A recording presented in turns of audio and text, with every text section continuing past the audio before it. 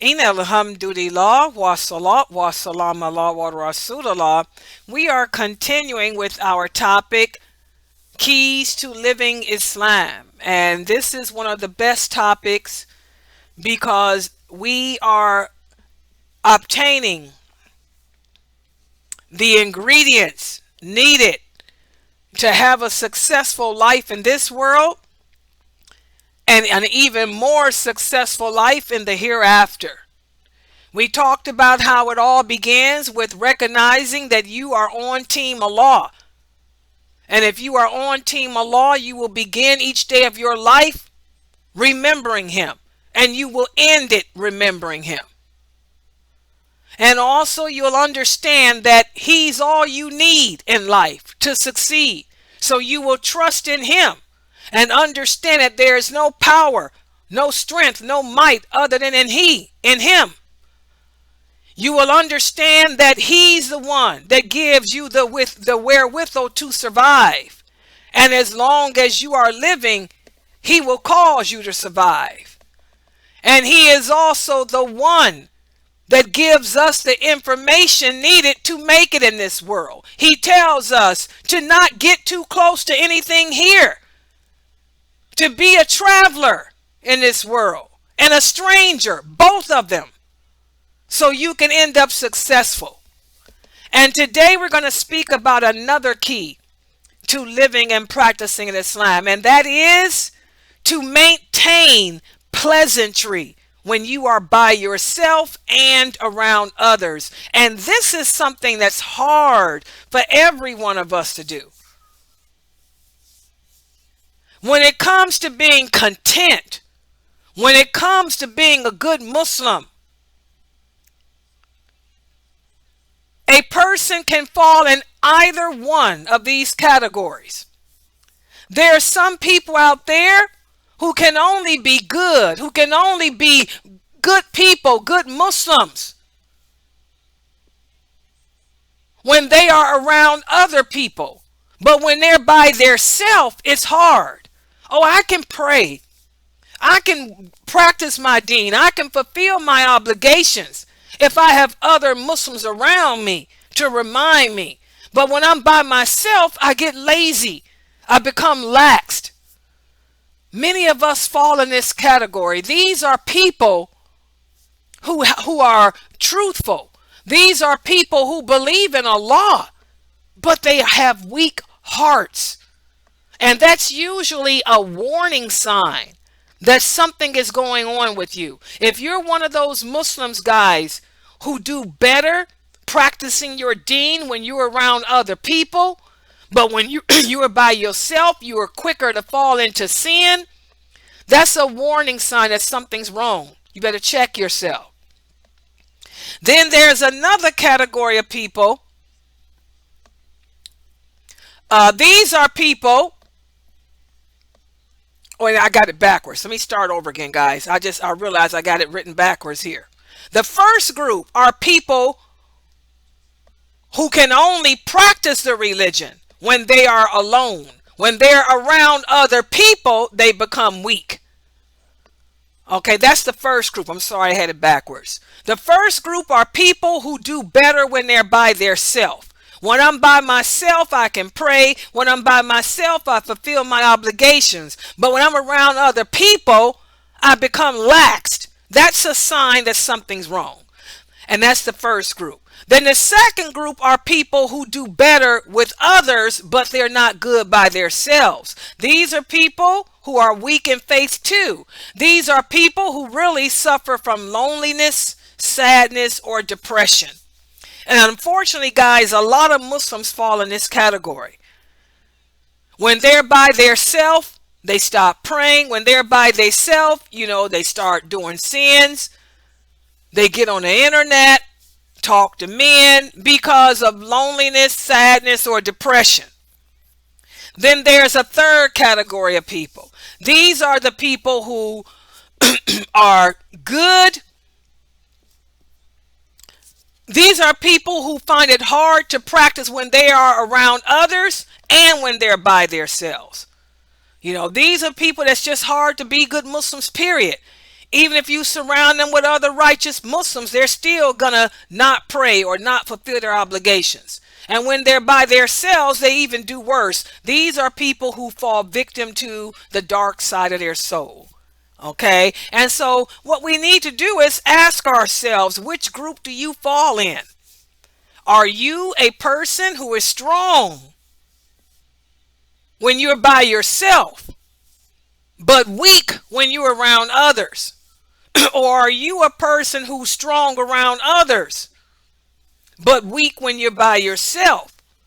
Or are you one of those people who are just not strong at all, whether you're around other Muslims or not? The ideal state for the believer is to be strong and pleasant when he's by himself and when he's around others. This is the character of a believer, a person who has strong faith. This is a person that can maintain pleasantry. He can maintain strength. He can maintain contentment, whether he's around other Muslims or not. And that's what we should all strive to become. All of us should strive to become this type of Muslim. For those of us who possess the strong character and the contentment of heart, these are the people that others like being around. You impress others. Others aspire to be like you. So what is it that makes a person pleasant at all times? Well, it's their heart. It's what's inside the heart.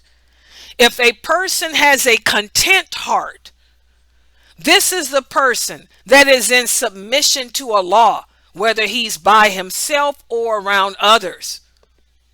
This is the person who believes in Allah, and as a result, he accepts whatever Allah sends him, be it good or bad, because he knows he can handle it. The content heart is the heart of the believer who knows that life was meant to be a test for him. So he handles himself in all situations. But the other type of heart belongs to a hypocrite. The hypocrite is one that puts on an act. He's only good when others see him. When he's alone by himself, he falls into sin. And we find these two examples with two people who lived during the time of the Prophet. You have the person named Qais ibn Sa'idah, and we have another person named Ibn Ubay. Let me tell you about these two men. Qais was an Arab preacher before Islam. Before Islam, he used to preach about Allah. When he heard the news of the Prophet Muhammad, he immediately embraced Islam, even though he never met the Prophet sallallahu alaihi wasallam. But he embraced Islam because he believed in Allah. He always did. On the other hand, Ibn Ubay, he was the leader of the hypocrites. He only became Muslim because that's what everybody else was doing. He only prayed and practiced the religion when he was at the mosque. When he was by himself, he gave in to his desires and his sins. And so many of us fall in these two extremes. Either we're like Qais, accepting of Allah and his commands at all times, or we're like Ibn Ubay, only put on a show when we're around others. Then we have another example from another companion. His name was Dhul-Bijadain. Dhul-Bijadain was an orphan child. His uncle took care of him, and he was obsessed with the idea of following the Prophet Muhammad. So he made a decision on his own to convert to Islam. And when he made this decision, his uncle became sick with a virus or disease. He waited until his uncle was cured of his sickness, And then he told his uncle, he said, "Oh, uncle, I waited a long time hoping that you too would embrace Islam." But his uncle did not. His uncle said, "If you embrace Islam, I will keep you from any money that I have. I will cut you out of my will." Even though Dhul-Bijadain lived a rich life, he was willing to give it all up for Allah. He said, "Just one look at the Prophet Muhammad sallallahu alaihi wasallam is more preferable to me than all the money in the world." So he maintained Islam, even though his uncle threatened him and did deprive him of everything, his money, his clothes, all the wealth he had. In fact, his uncle kicked him out. And he had nothing to wear, so his mother gave him two pieces of cloth. Gave him one piece of cloth. He cut it in two halves. He tied one around the upper part of his body and the other around the lower. And he went to the Prophet Muhammad sallallahu alaihi wasallam and gave his allegiance to him. And then when Allah sent down the command enjoining the Muslims to fight in the way of Allah, Dhul-Bijadain, he went out and fought in the way of Allah. He fought on the battlefield and he was killed. And when they found his body, the Prophet sallallahu alaihi wasallam prepared his grave. And he said, "Oh Allah, this young man embraced Islam. He believed in you and gave up everything he had for you. So I am pleased with him. So I ask and beg you, Allah, to be pleased with him."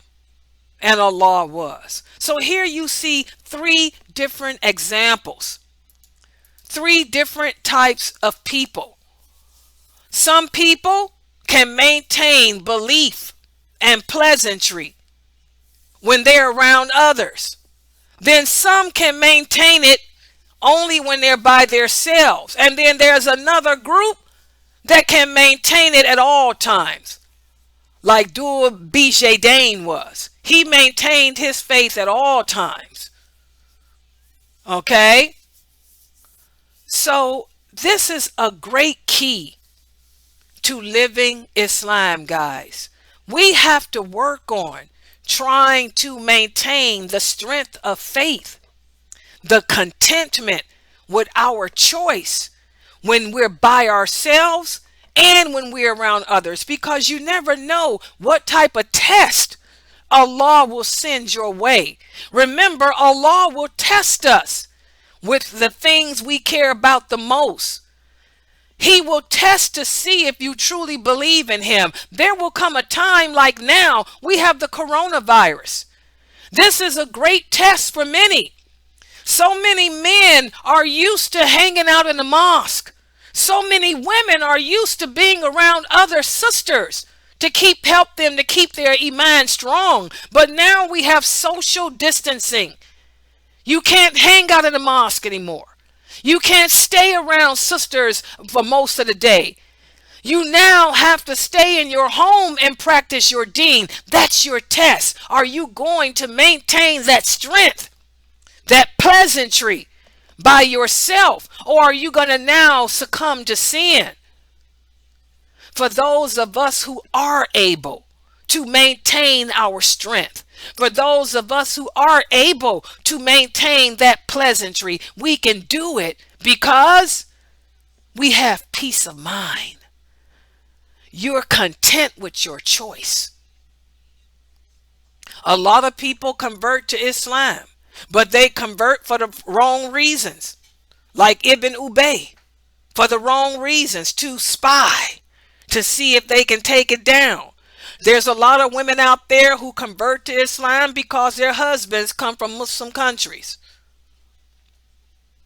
Some people convert to Islam because they're looking for some type of identity. Okay?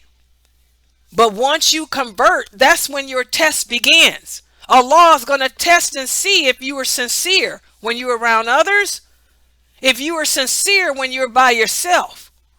For those of us who are sincere, we have the peace of mind of our religion. And we'll maintain that strength, whether we're the only person on earth or we're living around a million other people on this planet. So again, guys, work on developing pleasantry. Work on developing contentment in your religion. With that contentment comes strength and the ability to overcome being alone, social distancing, or whatever else it is that Allah sends for us to face. So we'll stop right here for today. Tomorrow we'll continue by speaking about another key to practicing and living Islam. So we'll stop right